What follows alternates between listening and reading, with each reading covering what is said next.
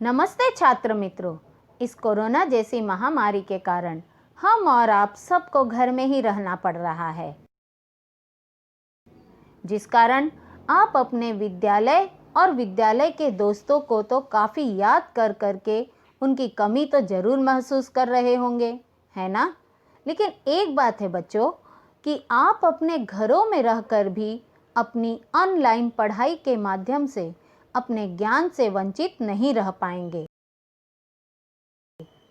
छात्र मित्रों, हमारे जीवन की कुछ मौलिक आवश्यकताएं होती हैं, तो जरा बताइए कि वे क्या हैं? जी हाँ, बिल्कुल ठीक। हवा, पानी, कपड़ा और मकान। और बच्चों, ये सब चीजें हमें कहाँ से प्राप्त होती हैं? जी हाँ, बिल्कुल ठीक समझा आपने।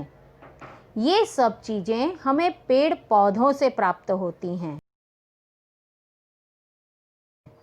और इसके लिए बच्चों हमें अधिक से अधिक वृक्ष लगाने चाहिए, जिसे वृक्षारोपण कहते हैं। हमारे आज के हिंदी निबंध का विषय है वृक्ष ही जीवन है। छात्रों, वृक्ष सदा से ही मनुष्य के मित्र रहे हैं। वे प्रकृति की उपकार भावना को प्रकट करते हैं। इनसे हम मनुष्य को बहुत कुछ मिलता है। वृक्ष मानव जीवन के आवश्यक अंग हैं। इसीलिए प्राचीन काल से हमारे यहाँ वृक्षारोपण की बड़ी महिमा रही है। वृक्षारोपण का शाब्दिक अर्थ है पेड़ लगाना। वृक्षारोपण एक पुण्य कार्य माना जाता है। एक वृक्ष लगाना और उसका संरक्षण करना उतना ही महत्वपूर्ण है जितना किसी संतान को गोद लेना और उसका पालन पोषण तथा विकास करना।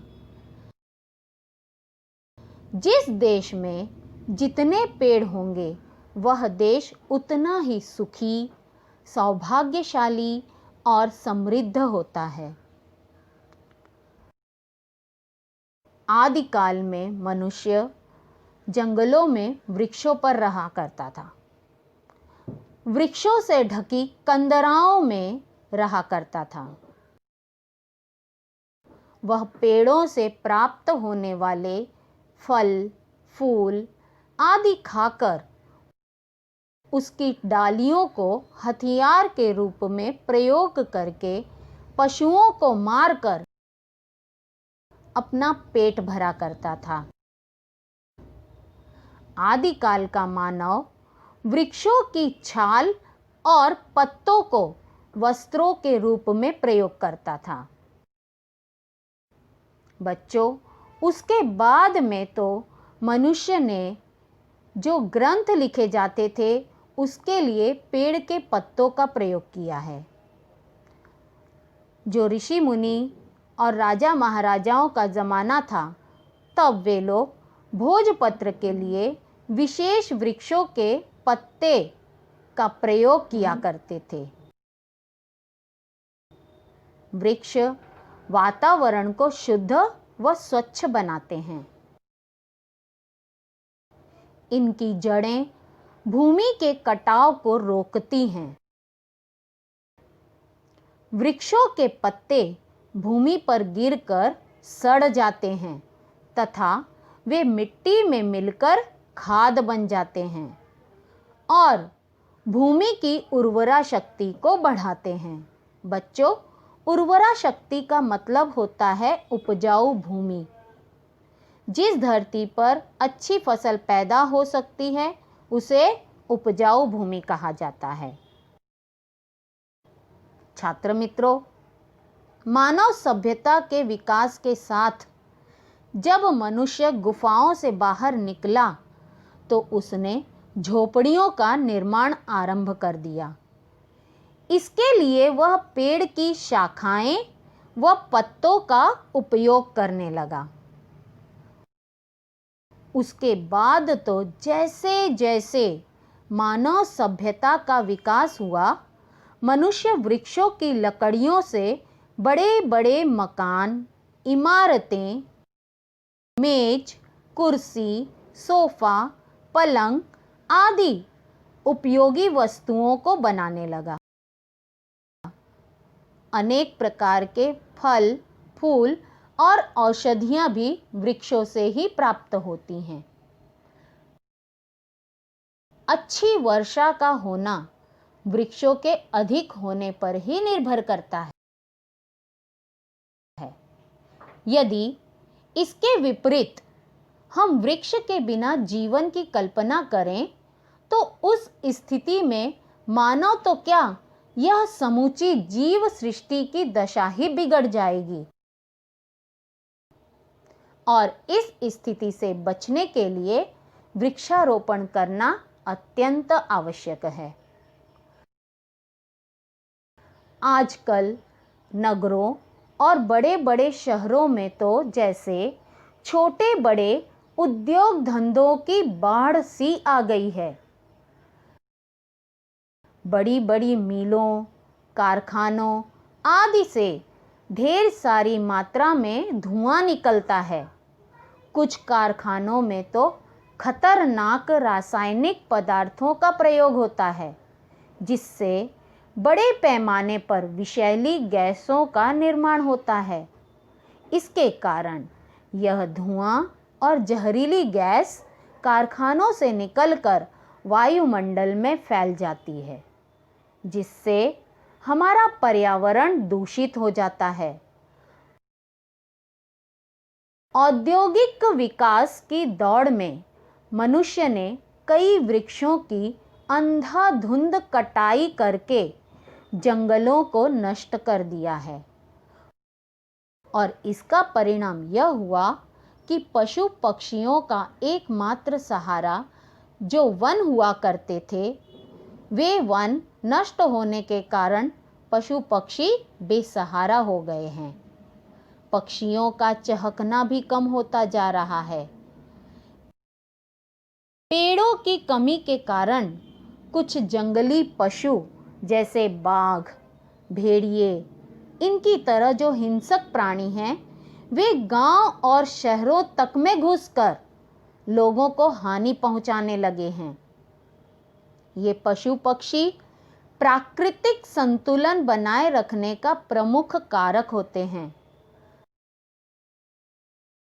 मानव अपनी भौतिक प्रगति की तरफ इतनी तेजी से बढ़ रहा है कि वह अपने स्वार्थ को पूरा करने के लिए बेधड़क होकर वृक्षों की कटाई करने से चूकता नहीं है।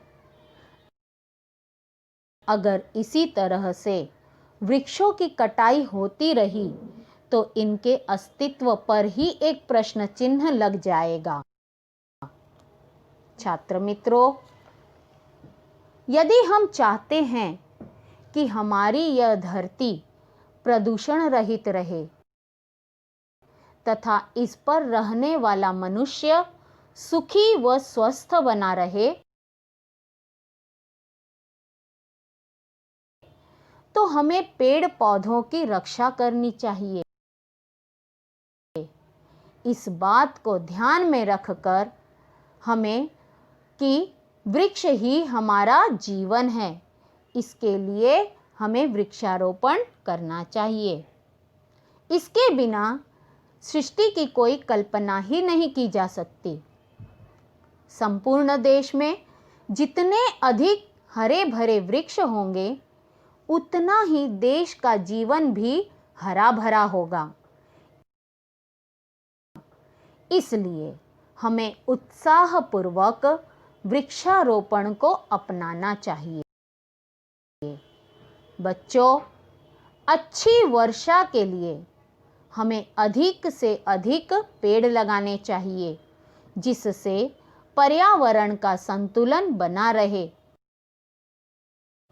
वृक्ष हमारे लिए क्या कुछ नहीं करते हैं। ये देखने में सुंदर लगते हैं तथा हवा को शुद्ध बनाए रखते हैं। मौसम की कठोरता को कम करते हैं, विषैली गैसों को कम करते हैं, अनेक प्रकार से हमें लाभ पहुंचाते हैं, हवा, पानी और मिट्टी के प्रदूषण को दूर करते हैं।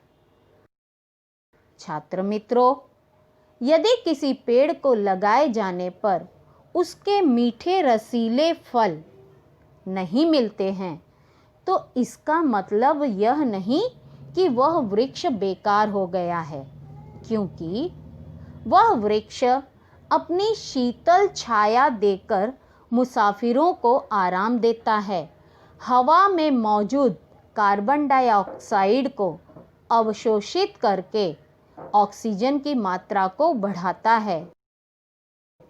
तो आओ बच्चों, हम सब मिलकर वृक्षारोपण करें। करोगे वृक्षों की रखवाली तो होगी प्रकृति में सुंदर हरियाली। पेड़ों से है जीवन, इनको काटोगे तो होगी बदहाली। छात्र मित्रों, इसी के साथ में धन्यवाद।